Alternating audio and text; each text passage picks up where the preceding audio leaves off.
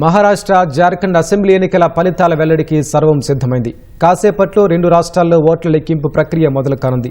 వాటితో పాటు దేశవ్యాప్తంగా 13 రాష్ట్రాల్లోని 46 అసెంబ్లీ స్థానాలు, నాందేడ్, వైనాడ్ లోక్సభ స్థానాలకు జరిగిన ఉప ఎన్నికల ఓట్ల లెక్కింపు జరగనుంది. కౌంటింగ్ కేంద్రాల వద్ద 3 అంచెల భద్రతను ఏర్పాటు చేశారు. ముందుగా పోస్టల్ బ్యాలెట్ ఓట్ల తర్వాత ఈవీఎంలోని ఓట్లను లెక్కించనున్నారు. మహారాష్ట్రలోని 288 అసెంబ్లీ స్థానాలకు ఈ నెల 20న జరిగిన ఒకే విడత ఎన్నికల్లో 66.05% ఓటింగ్ నమోదైంది. విజయంపై అధికార మహాయుతి, విపక్ష ఎంవీఏ కూటమిలో ధీమాతో ఉన్నాయి. మరోవైపు జార్ఖండ్లోని మొత్తం 81 అసెంబ్లీ స్థానాలకు ఈ నెల 13, 20 తేదీల్లో 2 విడతల్లో పోలింగ్ జరగ్గా 67.74% ఓటింగ్ నమోదైంది.